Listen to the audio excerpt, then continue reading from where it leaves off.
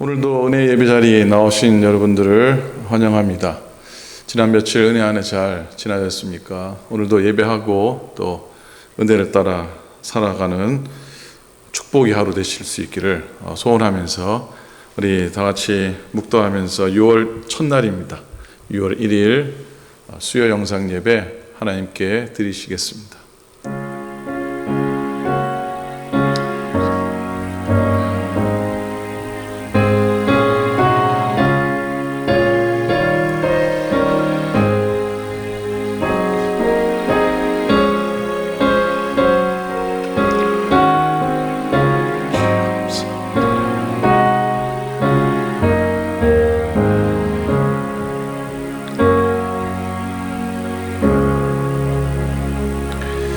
고맙고 감사하신 우리 아버지 하나님, 주님의 은혜를 감사를 드립니다. 지난 주일 이후에 며칠 동안 저희들을 또 은혜 안에 지켜주셔서 감사를 드립니다. 우리 인생의 삶에 걸음걸음 동행하시고 에베네셀 지금까지 이곳까지 인도하신 하나님의 돌보심 또한 감사를 드립니다. 또 5월 달을 보내고 또 6월 새 달을 맞이하면서 새 마음으로 또 예배하며 새로운 말씀 묵상하며 하루하루를 채워가도록 하나님이 인도하셔서 부족하고 연약하고 또 감당치 못하는 저희들이지만 하나님 우리와 함께 해주셔서 가정에서나 일터에서나 승리하게 도우시고 또 주의 몸된 교회에서 주의 나라 가운데 귀히 쓰임받는 믿음의 종들 다 되도록 하나님이여 축복하여 주시옵소서. 오늘도 부족한 종의 입술을 주장하시고 말씀을 듣는 교우들의 귀를 복되게 하시고 심령 가운데 하나님의 풍성함 누리게 하시고 온전한 예배로 인해 오늘도 하루의 삶의 양식 풍성히 누리도록 하나님이여 인도하여 주옵소서. 감사드립니다. 우리 주님 예수 그리스도 이름으로 간절히 기도드립니다. 아멘. 찬송하시겠습니다. 211장입니다. 211장 통일 찬송가는 346장 통일 찬송가 346장입니다. 값비싼 향유를 주께 드린 우리 함께 찬양하겠습니다.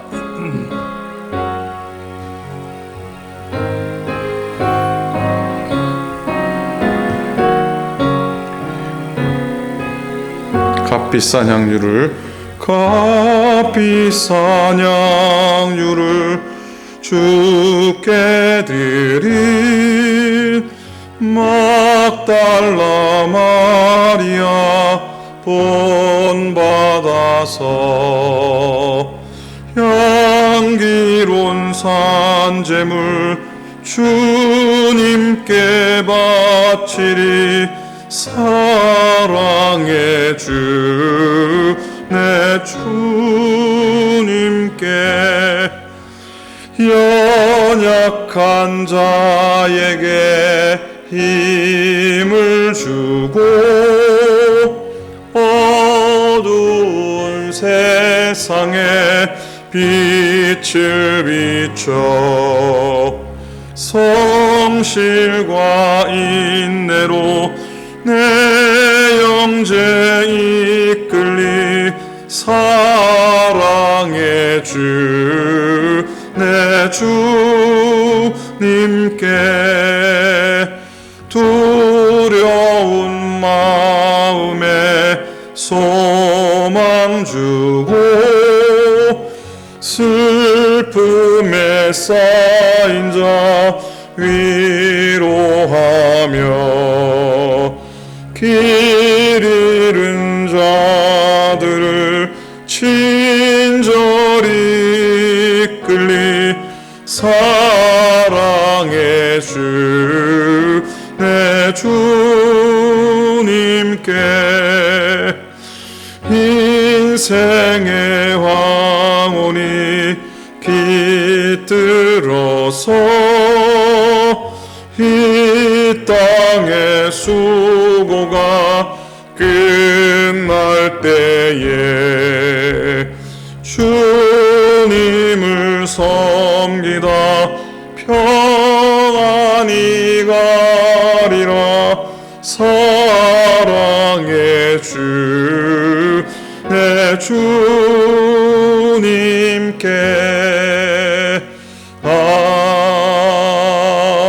아멘. 아멘. 자, 오늘 6월 첫 주 시작하면 6월 첫날 시작하면서 이번 달 레위기 말씀 묵상하게 됩니다. 오늘 레위기 1장입니다. 레위기 1장 1절부터 9절입니다. 147페이지 구약성경 147페이지 레위기 1장 1절부터 9절까지의 말씀입니다. 교독으로 한 절씩 말씀 보겠습니다. 여호와께서 회막에서 모세를 부르시고 그에게 말씀하여 이르시되 이스라엘 자손에게 말하여 이르라. 너희 중에 누구든지 여호와께 예물을 드리려거든 가축 중에서 소나 양으로 예물을 드릴지니라. 그 예물이 소의 번제이면 흠없는 수컷으로 회막문에서 여호와 앞에 기쁘게 받으시도록 드릴지니라. 그는 번제물의 머리에 안수할지니 그를 위하여 기쁘게 받으심이 되어 그를 위하여 속죄가 될 것이라. 그는 여호와 앞에서 그 수송아지를 잡을 것이요 아론의 자손 제사장들은 그 피를 가져다가 회막문 앞 제단 사방에 뿌릴 것이며 그는 또 그 번제물의 가죽을 벗기고 각을 뜰 것이요 제사장 아론의 자손들은 제단 위에 불을 붙이고 불 위에 나무를 버려 놓고 아론의 자손 제사장들은 그 뜬 각과 머리와 기름을 제단 위에 불 위에 있는 나무에 버려 놓을 것이며 함께 읽습니다. 그 내장과 정강이를 물로 씻을 것이요 제사장은 그 전부를 제단 위에서 불살라 번제를 드릴지니 이는 화제라 여호와께 향기로운 냄새니라. 아멘. 아멘. 은혜 안에 잘 지내셨습니까? 이제 6월달 이제 들어섰습니다. 이제 올해도 절반을 넘어 가려는 그런 참입니다. 레위기 말씀을 묵상합니다. 또 한 달 동안 레위기 말씀 통해서 우리에게 주실 은혜를 또 기대하기 원하고 또 오는 주일 창립주일 맞으면서 교회가 교회되게 또 성도가 성도되게 또 세워지는 그런 교훈과 배움과 깨달음의 기회가 될 수 있기를 소원합니다. 레위기는 여러분 택함 받은 백성들이 하나님께 나아갈 수 있는 경건한 방법과 그리고 하나님을 섬기는 예배하는 법을 가르치고 있습니다. 그래서 레위기는 제사법, 예배를 통해서 하나님을 가까이 하는 방법, 그리고 두 번째는 우리의 삶의 성결함을 통해서 하나님과 동행하는 방법을 가르쳐 주고 있습니다. 레위기의 키워드는 그래서 바로 거룩이고 성결입니다. 뭐라고요? 키워드는 거룩이요, 또 하나는 성결입니다. 우리가 올해 처음에 창세기 묵상했고요, 한 두 달, 그리고 3월 달에 출애굽기를 묵상을 했습니다. 특별히 출애굽기 묵상하면서 우리 하나님의 구속의 역사를 기록한 책으로 묵상을 했었죠. 애굽에서 건져내어 주시고 또 하나님 약속의 땅으로 인도하신 것, 이게 하나님의 구원의 역사를 본 것이라 그랬습니다.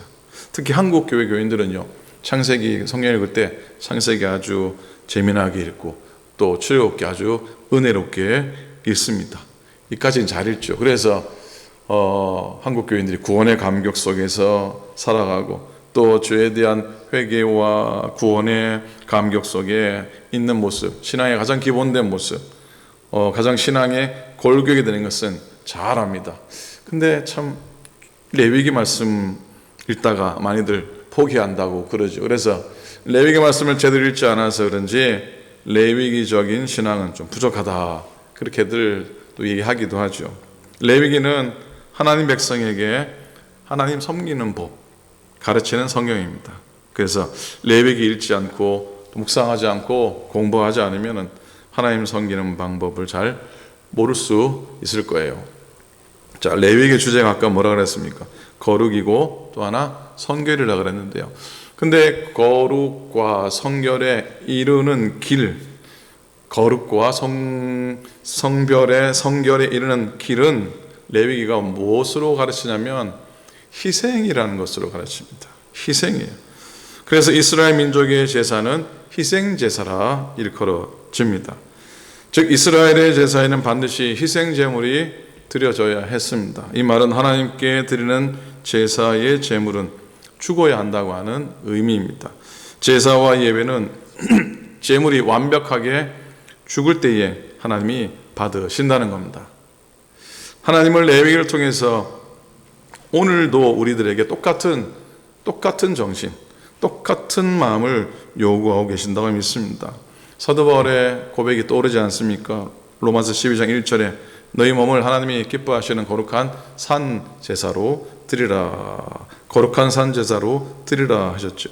구약과 신약의 예배는 그 형태와 모양은 많이 바뀌었지만 예배의 근본 의미는 변하지 않았습니다. 오히려 신약이 오면서 그 예배의 의미가 더 넓어졌다고 할 수가 있습니다. 왜냐하면 구약 시대에는 양을 잡아드리면 됐는데 오늘날에는 뭘 드려야 됩니까? 우리의 삶 전체를 드려야 하기 때문입니다. 헌금을 드리는 것만이 제물이 아니라 우리의 삶 전체, 우리의 생활 전체가 하나님께 드려지는 제물이 되어야 한다는 말씀이죠.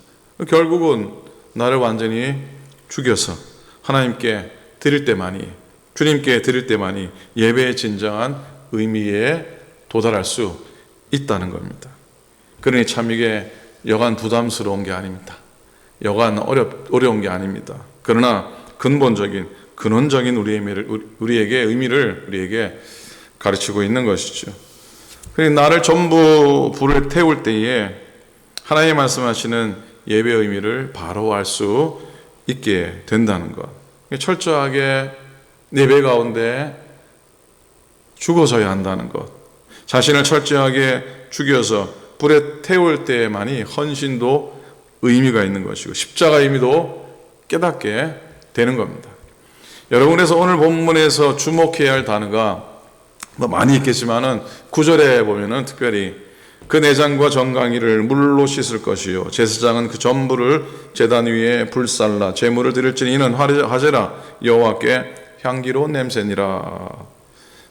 이 9절에서 오늘 말씀의 제목을 정해 보았어요. 전부를 제단 위에 불살라. 오늘 제목입니다. 그 전부를 제단 위에 불살라. 그런데 그 전부를 제단 위에 불살라 드려질 때에 하나님은 그것을 향기로운 냄새라, 하나님께 그것이 향기로운 냄새가 된다고 적고 있습니다. 하나님이 특별히 후각이 아주 좋으셔서, 발달하셔서, 예민하셔서 냄새에 쉽게 취하시는 그런 분이라서 그 냄새를 이렇게 했을까요? 그렇지는 않습니다. 단백질을 태우면은, 쉽게 말하면 고기를 태우면은 처음에는 맛있는 바베큐 향이 날는지 모르겠지만은 전부 완전히 태울 때는 절대로 좋은 냄새가 나지 않습니다. 그 타는 냄새는 그리 좋지 않습니다. 그런데 왜 번제에 물러드려진 제물을 태울 때에 그것이 하나님께 향기로운 냄새라, 하나님께 향기로운 냄새라 그랬을까요? 여러 가지로 짐작이 됩니다. 그죠? 여러 가지로 해석해 볼 수 있는 여지가 있는 겁니다. 그래서 한번 생각해 봅니다. 먼저 드는 생각은 드려진 제물을 드릴 때 소제물도 드리고 특별히 유향도 함께 태워 드리기 때문에 그것 때문에 그 냄새가 향기로웠을까? 드려지는 고기의 양에 비해서 향유, 유황의 양이 많지 않으니까 이것도 답이 아닌 것 같습니다. 또 달리 드는 생각이 있습니다. 고기를 태워 향기로운 건 이 고기 냄새가 향기로운 게 아니라 짐승이 우리 대신에 죽어서 태워지는 냄새는 우리가 타서 없어지는 냄새이고 하나님과의 관계 속에서 회복되니까 그래서 하나님이 향기롭다 해 주시는 것일까 한번 생각해 봅니다. 이게 아주 중요한 의미가 담겨져 있지만 사실 1장에서 번제, 화제의 모습은 이런 게 아니죠. 속죄제에 대해서 해석한다면 굳이 그렇게 할 수 있겠지만 번제에 대한 이야기니까 그리 정확한 대답이라 할 수도 없어 보입니다. 여러분, 중요한 의미는 바로 이겁니다. 번제는요, 헌신과 희생의 제사입니다. 희생과 헌신의 제사입니다. 이걸 하나님께서 향기롭다 하시는 거예요. 사람의 제물을 드리는 사람의 마음이 하나님께 향기롭다고 볼 수가 있는 것이죠. 어느 목사님이 자기 아주 어린 아들의 행동을 통해서 이런 하나님의 마음을 느껴보았다는 짧은 간증이 생각이 납니다. 아마 토요일이었던 것 같습니다. 목사님이 점심시간도 잊어버린 채 아마 설교 준비를 하느라 서재에서 나오지 않고 점심 먹자 그러지 않으니까 아마 사모님 안 계셨는지 어린 아들이 라면을 끓여가지고 가지고 왔답니다. 그것도 뜨거울까봐 냄비 뚜껑에다가 받쳐갖고 후후 불면서 가져왔는데, 이 목사님이 딱 보니까 이 어린 녀석이 그 가스불도 또 뜨거운 걸 가지고 오니까, 야, 이 녀석아, 이게 뜨거운 걸 들고 오면 어떡하냐고, 뒤면 어떡하느냐고, 그렇게 꾸중을, 야단을 쳤답니다. 그러니까 아들이 아버지가 배고플까봐 아빠 기쁘게 해드리려고 했는데 야단을 맞으니까 울상이 되었노라. 근데 어린 아들이 자기 배도 고픈데 아빠 먼저 생각해가지고 라면을 끓여온 마음이 이쁘잖아요. 그래서 목사님이 그래도 아들 내미가 끓여온 라면을 떠서 먹는데 이게 수프를 안 넣어가지고 하나도 맛이 없더랍니다. 근데 그 목사님 고백이, 그렇지만 자기가 평생에 먹어본 라면 중에 제일 맛이 있었노라, 그렇게 간증을 하고 있습니다. 바로 이때, 여러분, 이때 아빠의 마음이 하나님의 마음이라 여겨집니다. 하나님이 우리에게 뭘 요구하시겠습니까? 우리를 통해 하나님이 필요하신 게 뭐가 있겠습니까? 그런데 우리가 하나님을 사랑하고 신뢰하는 마음으로 번제를 드릴 때 제물 타는 냄새가 아니라 제물을 드리는 그 사람의 마음을 받으시고 하나님이 기뻐하시는 겁니다. 그래서 여호와께 향기로운 냄새니라, 이 번역이 쉬운 성경 번역에는 뭐라고 번역이 됐냐면 그 냄새가 여호와를 기쁘시게 하였더라 라고 이렇게 번역이 되어 있습니다. 향기로운 냄새, 그게 바로 하나님을 기쁘시게 한 것이라는 표현입니다. 사도 바울이 그의 서신 중에서 이런 맥락에서 향기로운 냄새를 얘기한 적이 있습니다. 사도 바울이 빌립보 교회를 세웠습니다. 유럽의 첫 교회잖아요, 그죠? 개척한 교회입니다. 근데 이 빌립보 교회는 바울이 세운 모든 교회들 중에 가장 먼저 성경을 들여서 성교에 동참한 첫 번째 교회입니다. 아주 귀한 교회죠. 그래서 바울은 그가 가는 곳마다 빌립보 교회를, 특별히 루디아를 비롯한 그 여선교회에 정말 눈물 어린 그 선교 후원금을 받으면서 너무나 기뻐했는데, 후원금을 받아서가 아니죠. 그 돈을 받아서가 아니죠. 자기가 개척한 교회가 전도에 동참하면서 기도하면서 후원하고 있는 그 사실, 그들의 마음이 좋았던 것이죠. 그래서 선교 헌금을 받을 때마다 바울은 이런 고백을 하며 찬양을 했었습니다. 특별히 빌립보서 4장 18절에 보면 너희가 준 것을 받음으로 내가 풍족하니. 사실 뭐 풍족했겠습니까? 바울이 혼자가 아니라 더불어 함께하는 일행들도 많았을 텐데. 근데 바울은 고백하기를 내가 풍족하니, 마음이 넉넉해진 것이죠. 이는 받으실 만한 향기로운 제물이요 하나님을 기쁘시게 한 것이라.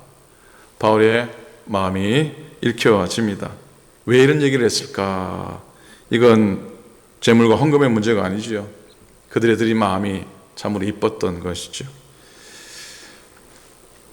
어느 선교지에서 일어났던 얘기인데 제가 이 얘기를 한번 들었던 기억이 납니다. 어떤 선교지에서 인디안 마을에, 인디안들이 사는 마을에서 선교사님이 예배를 인도를 하시고 말씀을 전하십니다.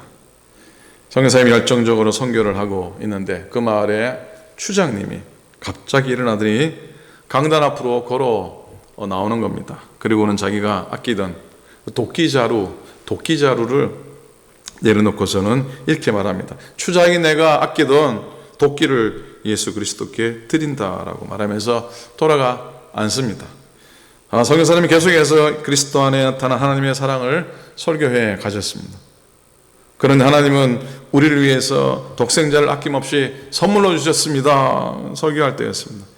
이 늙은 추장이 다시 일어나서 뚜벅뚜벅 걸어 나오더니 어깨에 두르고 있던 담요를 풀어서 강단에 바치면서 추장이 내가 소중히 여기던 외투를 예수 그리스도께 바칩니다.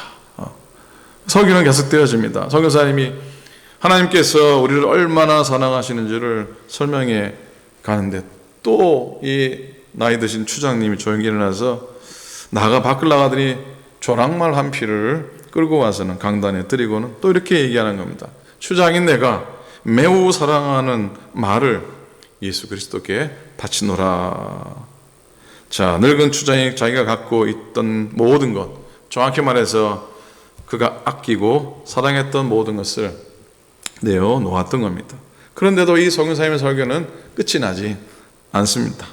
여전히 독생자 예수 그리스도를 십자가에 못 박으심으로 우리가 구원받게 되었으니 당연히 우리도 우리의 삶 전체를 바쳐서 하나님께 드려야 됩니다 라고 설교를 하니까 역시 나이 많으신 추장님이 이전과는 좀 다르게 천천히 그리고 무겁게 자기 자리에서 일어납니다. 약간 비틀거리는 걸음으로 조심스럽게 앞에 나와서 성교사님 앞에 무릎을 꿇었답니다.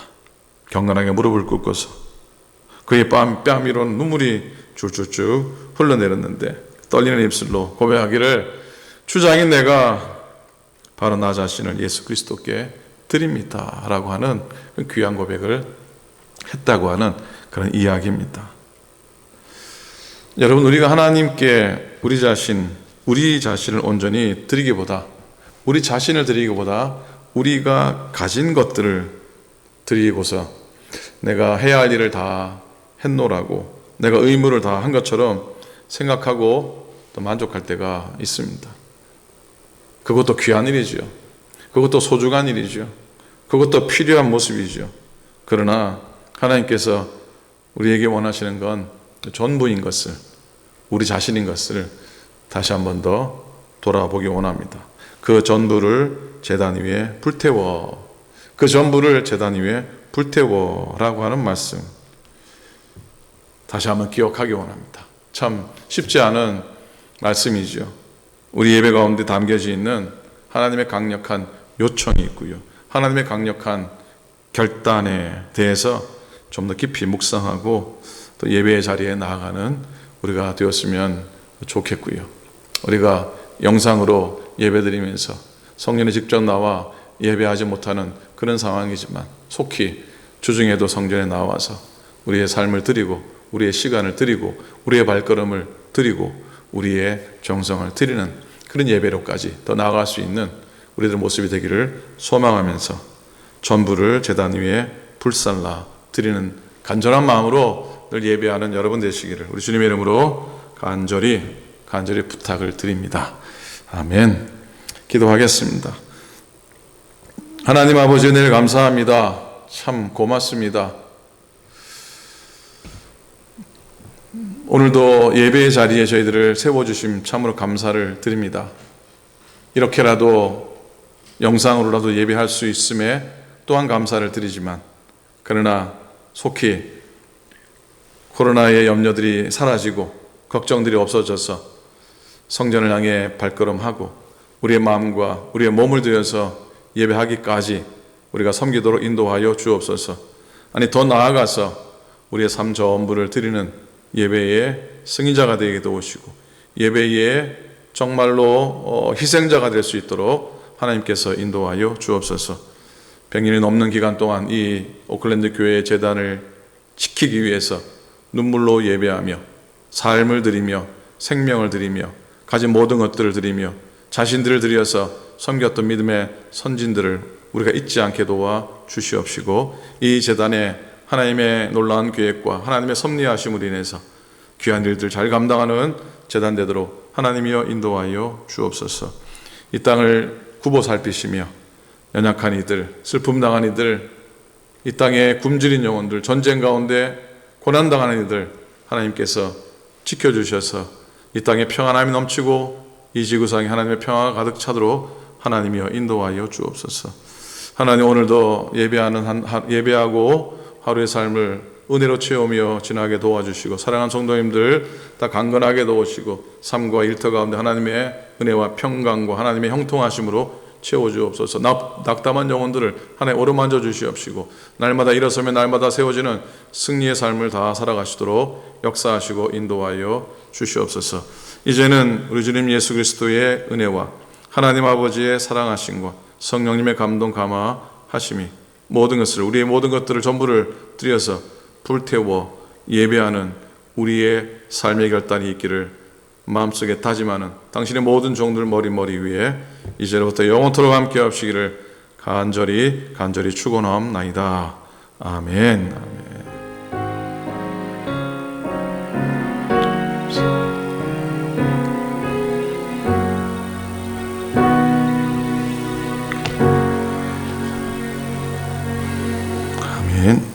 아멘. 고맙습니다. 자, 은혜 안에 오늘도 건강하게 지나시기 바랍니다. 승리하시고요. 오는 주일 우리 창립주일입니다. 김광림 목사님 오랜만에 오셔서 말씀 나누시는데 귀한 만남 될 수 있게 바로 은혜의 예배 드릴 수 있기를 소망하고요.